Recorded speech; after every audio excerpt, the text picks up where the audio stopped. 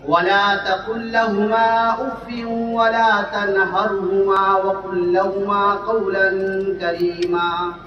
सदक़ल्लाहुल अलीयुल अज़ीम व सदक़ रसूलुहुन नबियुल करीम। हम्द व सलात के बाद मुअज़्ज़ज़ तशरीफ़ फरमा उलमाए इकराम और मुअज़्ज़ज़ सामिने इकराम, अस्सलामु अलैकुम व रहमतुल्लाहि व बरकातुहू।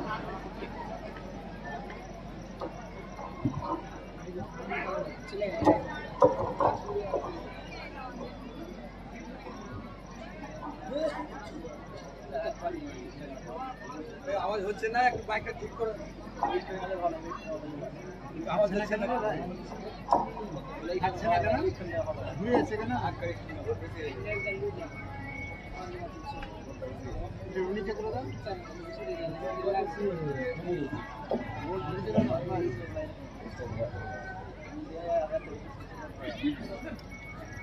मेरे मुहतरम बुजुर्गों, दोस्तों, अभी 5-6 दिन पहले अभी रमजान का महीना था। हमें ये समझना है कि अल्लाह ने रमजान हमें क्यों अता फरमाया था। अल्लाह इसलिए हमें रमजान अता फरमाया था कि उसमें इंसान रो धोकर तौबा करके अल्लाह से जन्नत से आज़ाद करवा ले। एक मशहूर हदीस है जिसमें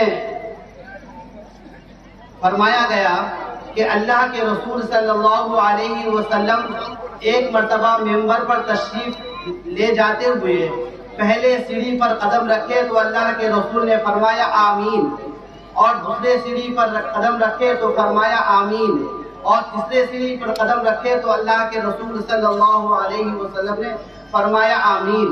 तो सहाबा कराम जो वहाँ मौजूद थे उन्होंने देखा कि ये आज तो कभी अल्लाह के रसूल मेंबर पर तशरीफ ले जाते हुए आमीन नहीं कहे, आज क्यों कह रहे हैं। तो लोगों ने अल्लाह के रसूल सल्लल्लाहु अलैहि वसल्लम से पूछा तो अल्लाह के रसूल सल्लल्लाहु अलैहि वसल्लम ने फरमाया कि अभी जिब्रील अलैहिस्सलाम मेरे पास तशरीफ लाए थे, उन्होंने 3 दुआएं की, मैंने उस पर आमीन कहा। पहली दुआ ये थी कि मैंने जब पहले सीढ़ी पर कदम रखा तो जिब्रील अलैहिस्सलाम ने फरमाया कि हलाक व बर्बाद हो वो शख्स जो रमजान का मुबारक महीना पाए और अल्लाह से रो धो कर जहन्नम से आज़ाद न करा ले। तो मैंने इस पर आमीन कहा। फिर दूसरे सीढ़ी पर मैं कदम रखा तो जिब्रील अलैहिस्सलाम ने फरमाया कि जिसके सामने आपका नाम लिया जाए, यानी अल्लाह के रसूल सल्लल्लाहु अलैहि वसल्लम का नाम लिया जाए, वो दरूद ना भेजे। तो मैंने इस पर आमीन कहा। और फिर जब तीसरे सीढ़ी पर मैंने कदम रखा तो अल्लाह के जिब्रील अलैहिस्सलाम ने फरमाया कि हलाक व बर्बाद हो वो शख्स जो अपने वालिदैन को बुढ़ापे की उम्र में पाए, चाहे दोनों को या माँ और बाप में से किसी एक को बुढ़ापे की उम्र में पाए और उनकी खिदमत करके जन्नत हासिल न कर ले, वो हलाक व बर्बाद हो। तो अल्लाह के रसूल सल्लल्लाहु अलैहि वसल्लम ने उस पर आमीन कहा। तो मेरे दोस्तों, आज का मौजू यही है। अल्लाह रब्बुल इज्जत ने पूरे कलामे मजीद के अंदर जहाँ कहीं अपना नाम जिक्र फरमाया, वहाँ पर अल्लाह के रसूल सल्लल्लाहु अलैहि वसल्लम का नाम साथ में जिक्र फरमाया। पूरे कलामे मजीद के अंदर चंद मौका छोड़कर अल्लाह रब्बुल इज्जत ने कलामे मजीद के अंदर फरमाया अतीउल्लाह व अतीउर रसूल। इसमें अल्लाह के नाम के साथ नबी का नाम भी है। मन युतिइल्लाह व रसूल, इसमें अल्लाह के नाम के साथ नबी का भी नाम है। कहीं फरमाया बराअतुम मिनल्लाहि व रसूली, इसमें अल्लाह के नाम के साथ नबी का नाम है। कहीं फरमाया आमिनू बिल्लाहि व रसूली, कहीं मन युतिइल्लाह व रसूली। जहाँ जहाँ अल्लाह ने अपने नाम का तज़किरा फरमाया वहाँ नबी का नाम का साथ में जिक्र फरमाया। लेकिन चंद जगह ऐसे हैं जहाँ पर अल्लाह ने अपने नाम का जिक्र फरमाया, वहीं पर माँ बाप को भी जिक्र फरमाया, वालिदैन का भी जिक्र फरमाया। उन्हीं में से एक जगह है वक़ज़ा रब्बुका अल्ला तअबुदू इल्ला इय्याहु व बिल वालिदैनि इहसाना। एक जगह फरमाया वला तुश्रिकू बिही शैअन व बिल वालिदैन इहसाना। अल्लाह ने अपने नाम के साथ वालिदैन को जिक्र फरमाया, माँ बाप को जिक्र फरमाया। इसके अलावा अल्लाह ने अपने नाम के साथ पूरा कलाम मजीद के अंदर किसी का जिक्र नहीं फरमाया। इससे क्या मालूम हुआ कि अल्लाह रब्बुल इज्जत के नजदीक अल्लाह और अल्लाह के रसूल के बाद वालिदैन का अजमत का जिक्र है। आज माहौल के अंदर देखा यह जाता है कि हम अपने बूढ़े माँ बाप को नजरअंदाज कर देते हैं। बेटा उस वक्त तक मोहब्बत करता है जब शादी नहीं होती, जब शादी हो जाती है तो माँ बाप से नफरत शुरू हो जाती है, छोटी छोटी बातों में लड़ाई झगड़ा शुरू हो जाती है। मेरे दोस्तों, एक है फर्मा बरदार, एक है नाफरमान। मेरे दोस्तों, जो माँ बाप का फर्मा बरदार होता है वो अल्लाह के रसूल ने फरमाया वो जिएगा भी दुनिया के अंदर शान से और मरेगा भी ईमान के साथ में। जो फर्मा बरदार होता है माँ बाप का वो दुनिया के अंदर इज्जत भी पाएगा और जिएगा भी शान से और मरेगा भी ईमान के साथ में। और जो अल्लाह का जो वालिदैन का नाफरमान होता है वो दुनिया के अंदर जिल्लत के साथ जिएगा और मरेगा भी जिल्लत के साथ। मेरे दोस्तों, किताबों में लिखा है, मैं चंद बातें कुरान और हदीस की रोशनी में जल्द आपको बताते चलूंगा। अल्लाह ताला मुझे भी और आपको अमल की तौफीक अता फरमाए और समझा दे। मेरे दोस्तों, किताबों में लिखा है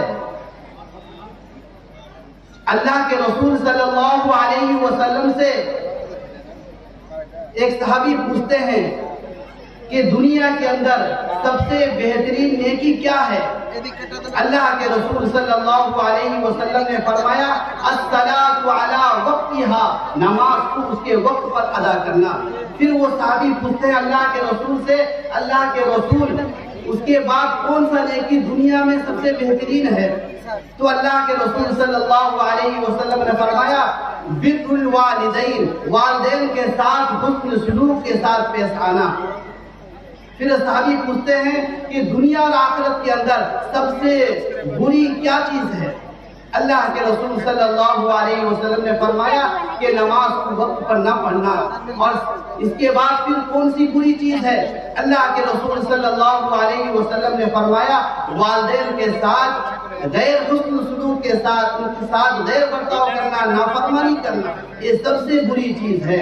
मेरे दोस्तों, आज देखा जाता है इंसान दोस्त को गले लगाता है, अपने बाप को धक्के देता है, दोस्त के साथ हंसी मजाक पेश आता है, मोहब्बत के साथ पेश आता है, लेकिन जैसा घर में कदम रखता है तो उसका त्यौहार बदल जाता है। बाप माँ के साथ अपने चेहरे को बदल करके पेश करता है। मेरे दोस्तों, अल्लाह के रसूल सल्लल्लाहु अलैहि वसल्लम ने फरमाया क़यामत की निशानियों में से है लोग दोस्तों से मोहब्बत करेंगे और माँ बाप से नफरत करेंगे।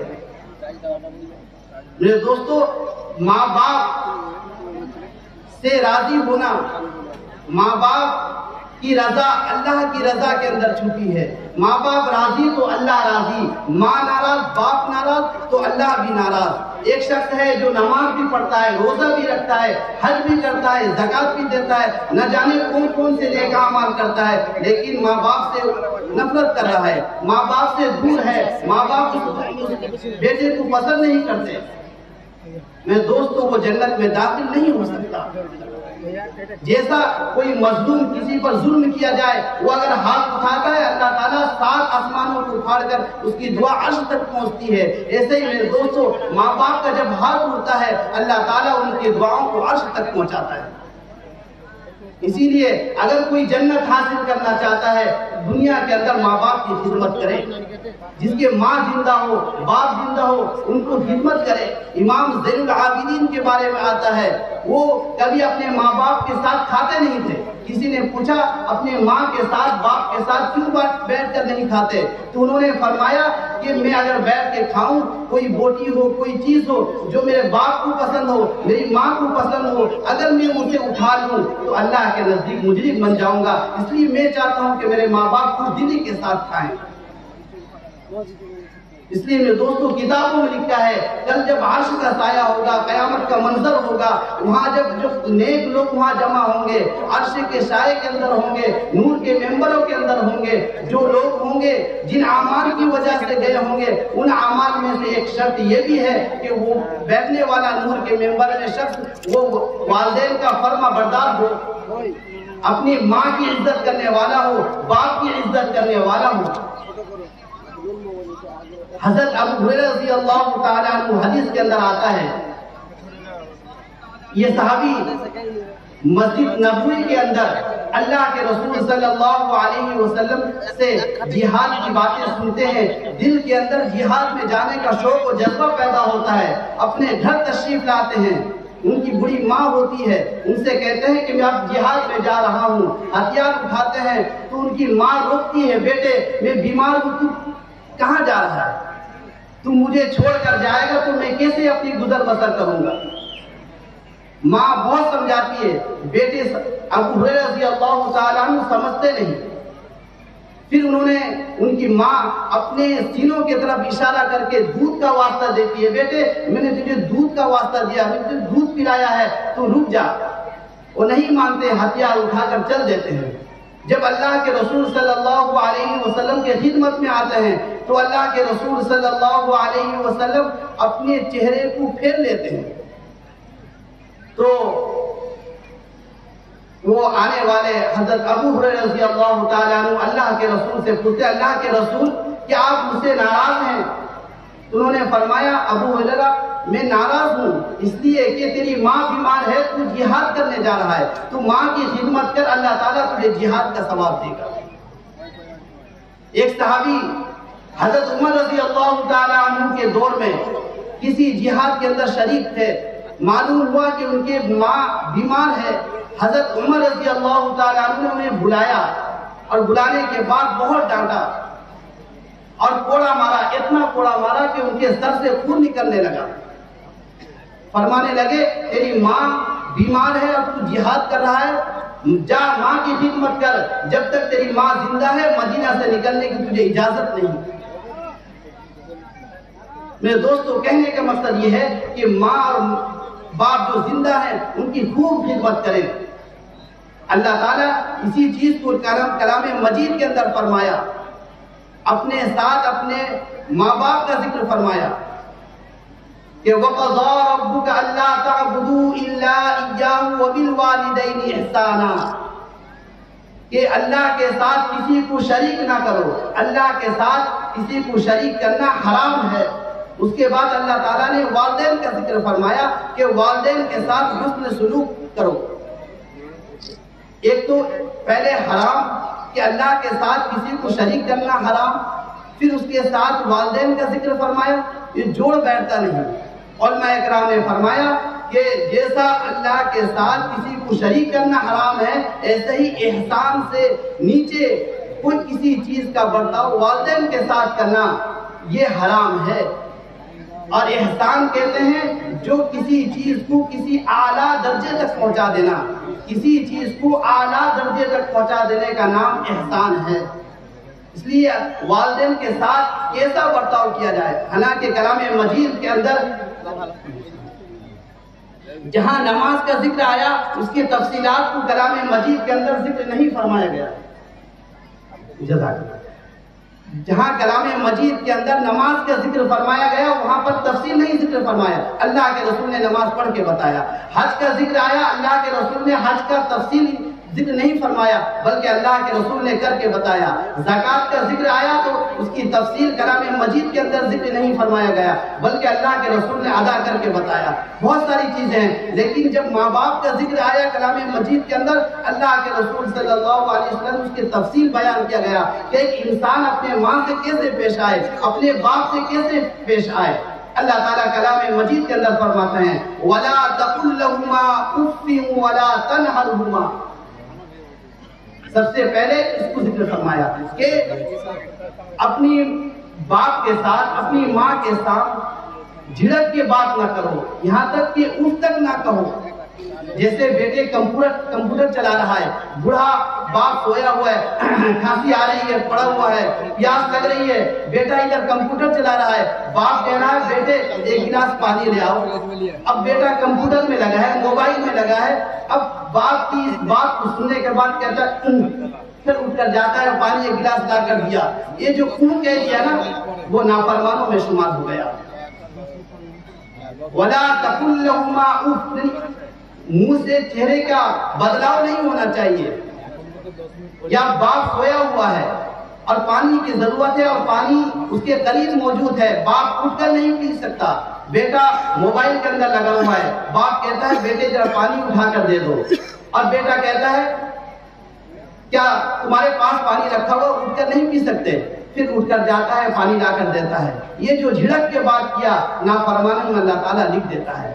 अल्लाह ताला खुद कलाम मजीद के अंदर फरमाता है कि बाप के सामने इंसान कैसे खड़ा हो, वक़्फ़िज़ लहुमा जनाहज़्ज़ुल्लि मिनर रहमा, कि इस अंदाज से खड़े हो, उसके सर से लेकर पैर तक आजिज़ी टपक रहा हो, उसकी सारे आज़े माँ और बाप के सामने झुके जा रहे हो। बाप के सामने सीना तान कर खड़े होना, अपनी मां की घमंड बताना, अपनी ताकत को दिखाना, ये अल्लाह के नजदीक नाफरमानों में शुमार हो जाता है। मेरे दोस्तों, हदीस के अंदर बेशुमार बातें लिखी हुई हैं, किताबों में लिखा है कि हजरत अस्मा अल्लाह के रसूल सल्लल्लाहु अलैहि वसल्लम से पूछती हैं कि अल्लाह के रसूल, मेरे माँ आ रही है।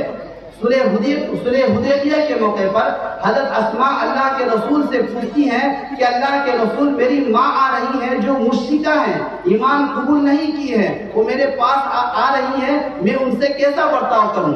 तो अल्लाह के रसूल सल्लल्लाहु अलैहि वसल्लम ने फरमाया कि अगरचे मुश्रिका हो, अगरचे काफिरा हो तेरी माँ, लेकिन तू उसका इज्जत कर, उसका एहतराम कर, उसको साथ इज्जत के साथ पेश आ। दोस्तों, माँ बाप की दुआएं अर्श तक पहुंचाती है, इसलिए माँ बाप की इंसान जब तक जिंदा है, जिंदगी में उनको खिदमत करके उनसे दुआएं ले और उनसे किसी चीज को छुपाए नहीं। बसा औकात होता है इंसान घरों में सामान लेकर जाते हैं, अपनी बीवी को, अपने बच्चों को छुपा कर अपने माँ बाप से देते हैं। मेरे दोस्तों, वो माँ जो तुम्हें 9 महीना अपनी पेट के अंदर रखा, कितनी तकलीफ उठाई होगी।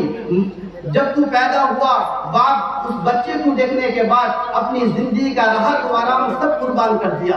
किताबों में लिखा है एक शख्स अपनी बूढ़ी माँ को, जो अंधी थी, पीठ में सवार करके तवाफ कर रहा था। अपनी बूढ़ी माँ को अपने पीठ पर सवार करके खाने काबा का तवाफ कर रहा था। हजरत उमर रज़ी अल्लाह ताला अन्हु से मुलाकात हो गई। हजरत उमर ने से पूछा, अय उमर, ये बता कि ये जो बूढ़ी माँ है जिसको मैं सवार करके तवाफ करा रहा हूँ, क्या मैं इसका हक अदा कर दिया? तो हजरत उमर रज़ी अल्लाह ताला अन्हु मुस्कुराए और फरमाया, अय शख्स, अगर पूरी जिंदगी तू उसकी खिदमत करते रहे, उसकी पेशाब पैखाने को साफ करता रहे, लेकिन पूरी जिंदगी की खिदमत, माँ की वो दर्द जब तू पेट के अंदर था, माँ एक मर्तबा दर्द में जो आह कही थी, उस आह तक भी तेरी खिदमत नहीं पहुंच सकती। अब तू कह रहा है कि थोड़ी सी खिदमत करके मैं जन्नत हासिल कर लूं। पूरी जिंदगी माँ की खिदमत करनी है। मेरे दोस्तों, माँ जैसी भी हो, अल्लाह ने माँ के अंदर बेटी की मोहब्बत रखी है। मेरे दोस्तों, किताबों में लिखा है कि हजरत मूसा अलैहिस्सलाम अल्लाह से पूछने लगे, अल्लाह मुझे ये बताओ कि जन्नत में मेरा पड़ोसी कौन होगा, जन्नत में मेरा पड़ोसी कौन होगा? तो मूसा अलैहिस्सलाम को अल्लाह तबारक व तआला ने फरमाया कि फला कसाई, जो गोश्त काटने वाला उसको कसाई कहते हैं। तो मूसा अलैहिस्सलाम उस शख्स के दुकान पर गए और उसके पास जाकर कहने लगे कि आज मैं तेरा मेहमान बनना चाहता हूँ। वो देखना चाहते थे कि इसका कौन सा ऐसा अमल है कि जन्नत में ये मेरा पड़ोसी बनेगा, मेरे करीब में रहेगा, उसके मेहमान रहे। अब वो शाम को दुकान बंद करके अपने घर गया और घर जाने के बाद चूल्हा जलाया, लकड़ी जमा की और जो गोश्त लेकर गया था पकाया। देखे कि खाना जब पक गया तो देखे कि एक चारपाई में एक बूढ़ी औरत सो रही है। उसको उठाए और उठाने के बाद वो कसाई उसको लोकमा बना कर उसको उसके मुंह में दिया और माँ खाने के बाद, खाने से जब फारिग हो गई तो कुछ बोलने लगी।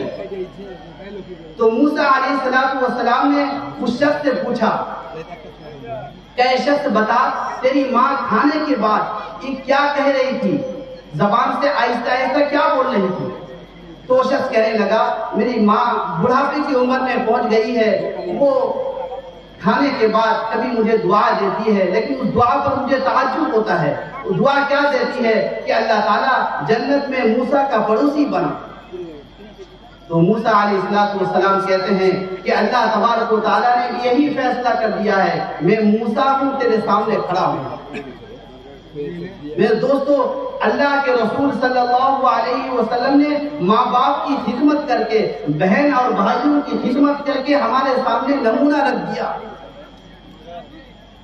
अल्लाह के रसूल सल्लल्लाहु अलैहि वसल्लम की माँ के नाम आमना था।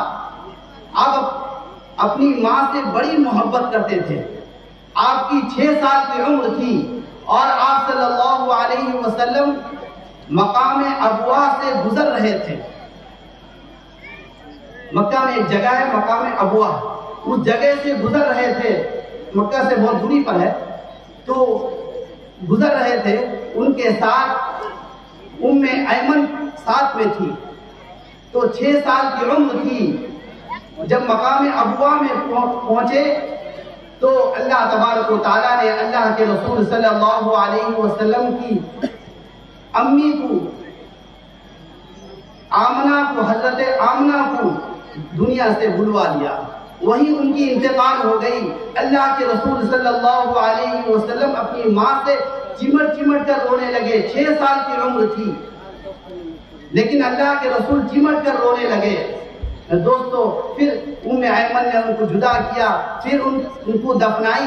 कहते हैं कि जब उस पहाड़ी से नीचे उतरे, उम्मे ऐमन जब अल्लाह के रसूल सल्लल्लाहु अलैहि वसल्लम को साथ लेकर नीचे उतरी और पीछे मुड़कर देखती है कि आप सल्लल्लाहु अलैहि वसल्लम नहीं हैं। फिर ऊपर चढ़ती हैं, देखती हैं कि आप सल्लल्लाहु अलैहि वसल्लम के माँ की कब्र से लिपट कर रो रहे हैं और कह रहे हैं, माँ, मैं तेरे अलावा दुनिया में कोई नहीं था, मैं तुझसे मोहब्बत करता था, अब तेरे जाने के बाद दुनिया में कोई नहीं है। इन अल्फाज को सुनने के बाद उम्मे ऐमन अल्लाह के रसूल सल्लल्लाहु अलैहि वसल्लम को अपने सीने से लगा लेती। मैं दोस्तों, वो उम्मे ऐमन जो माँ नहीं थी, जनी भी नहीं थी, लेकिन मरते दम तक माँ का हक अदा किया। अल्लाह के रसूल सल्लल्लाहु अलैहि वसल्लम की खूब खिदमत की। मेरे दोस्तों, किताबों में लिखा है, उम्मे ऐमन हो या हलीमा सादिया हो, जो जिन्होंने अल्लाह के रसूल को दूध पिलाई थी, जब भी आप सल्लल्लाहु अलैहि वसल्लम की खिदमत में आई तो आपने या अय्युहल मुद्दस्सिर या अय्युहल मुज़्ज़म्मिल वाली चादर को उनके सामने बिछा दिया, अपनी चादरों को बिछा दिया। बड़ी मोहब्बत के साथ पेश आए। इसलिए माँ बाप से इंसान नफरत ना करे। और किताबों में लिखा है कि जब माँ का इंतकाल हो जाता है या बाप का इंतकाल हो जाता है तो भाई अपने बहन से भी दूरी अख्तियार कर लेते हैं। मेरे दोस्तों, माँ बाप के चले जाने के बाद बहनों से मोहब्बत किया जाए। जिनकी बहन मौजूद हैं उन बहनों से मोहब्बत किया जाए, उनके लिए अपने दरवाजों को बंद न किया जाए। देखा जाता है कि आमतौर पर लोग बहनों से दूरी अख्तियार कर लेते हैं। जब तक माँ बाप होते हैं बहन से मोहब्बत करते हैं, उसके बाद मोहब्बत छोड़ देते हैं। लेकिन किताबों में लिखा है कि अल्लाह के रसूल सल्लल्लाहु अलैहि वसल्लम की बहन अस्मा सीमा, अल्लाह के रसूल सल्लल्लाहु अलैहि वसल्लम की बहन सीमा जब घर तशरीफ लाती एक मर्तबा किसी ग़ज़वे के मौके पर अल्लाह के रसूल सल्लल्लाहु अलैहि वसल्लम की खिदमत में आई तो अल्लाह के रसूल सल्लल्लाहु अलैहि वसल्लम के सहाबा से मुलाकात हुई। क्या फरमाया कि मैं अल्लाह के रसूल की बहन हूँ। तो लोगों ने समझा ये मजाक कर रही है। अल्लाह के रसूल सल्लल्लाहु अलैहि वसल्लम की खिदमत में ले गए तो अल्लाह के रसूल सल्लल्लाहु अलैहि वसल्लम जब अपनी बहन को देखे तो वो बचपन का याद ताजा हो गया, आप रोने लगे और फरमाया बचपन की कोई निशानी बताओ। तो फरमाने लगी कि अल्लाह के रसूल आप छोटे थे, आपका दांत निकल रहा था, मेरे कंधे पर सवार थे, मेरे कंधे को आपने अपने दांत से चबाया था, वो निशान अब भी मौजूद है। अल्लाह के रसूल सल्लल्लाहु अलैहि वसल्लम बचपन की याद ताजा होने पर रोने लगे और फरमाया सीमा मेरे साथ तू मदीना चल, मैं खूब तुझे माल और दौलत दूंगा। वो कहने लगी नहीं, मैं अपने घर जाना चाहती हूँ। अल्लाह के रसूल सल्लल्लाहु अलैहि वसल्लम ने उन्हें बहुत हदिया तोहफा इज्जत और इकराम के साथ रवाना फरमाया। इसलिए मेरे दोस्तों, माँ बाप के चले जाने के बाद बहन से अच्छा बर्ताव के साथ पेश आया जाए, क्योंकि भाइयों के साथ उनकी मोहब्बत वास्ता होती है। जब भी बहन भाई के घर आए तो उन्हें हदिया तोहफा दिया करे, उनका इज्जत और इकराम किया करे।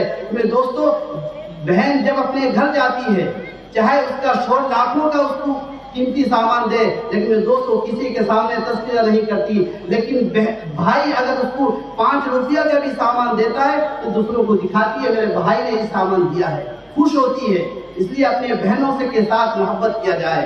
और एक बात अर्ज करूं मेरे दोस्तों, जिनके वालिदैन मौजूद हैं उनकी खूब खिदमत करें, उन दिलो जान के साथ उनके साथ मोहब्बत के साथ पेश आए। लेकिन मेरे दोस्तों, जब वालिदैन दुनिया से गुजर जाएं,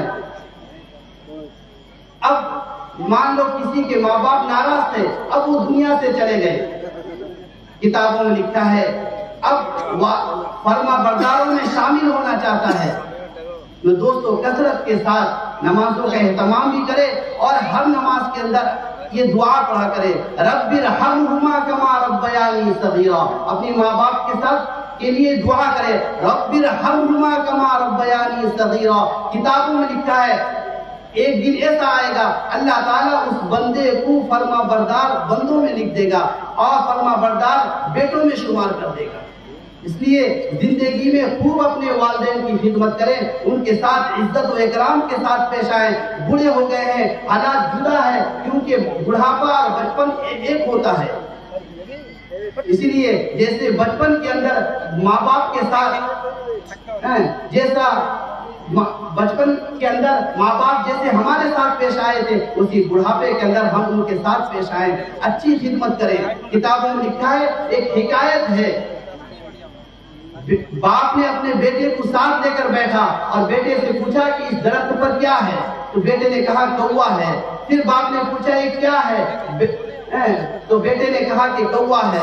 फिर बाप ने पूछा ये क्या है, तो बेटे ने कहा कि अब्बा जान लगता है आपका दिमाग खराब हो गया है, आंख की कमजोरी है, चश्मा लगानी चाहिए। बाप अपने घर जाता है, एक कापी उठा कर लाता है और बेटे के सामने बैठ जाता है कि बेटे इसी बेंच पर इसी जगह पर बैठकर तू जब छोटा था, जब तू छोटा था तू जवान हो गया है, जब तू छोटा था मुझे इसी दरख्त की तरफ इशारा करके कहा था कि अब्बा जान ये क्या है, तो मैंने 100 मरतबा कहा था एक कौवा है, लेकिन आज मैं 3 मरतबा पूछा और तू झिड़कने लगा। तो कहने का मकसद ये है कि फर्मा बरदारी के साथ अपने वालिदैन के साथ पेश आएंगे। किताबों में लिखा है जो माँ बाप की खिदमत करता है वो दुनिया के अंदर जीता भी इज्जत के साथ शान के साथ जीता है और ईमान के साथ मरता है, और नाफरमानी करेगा जिल्लत के साथ दुनिया के अंदर जिएगा और जिल्लत के साथ मरेगा। अल्लाह ताला मुझे भी आपको अमल की तौफीक अता फरमाए। व आखिर दाअवाना अल्हम्दुलिल्लाहि रब्बिल आलमीन।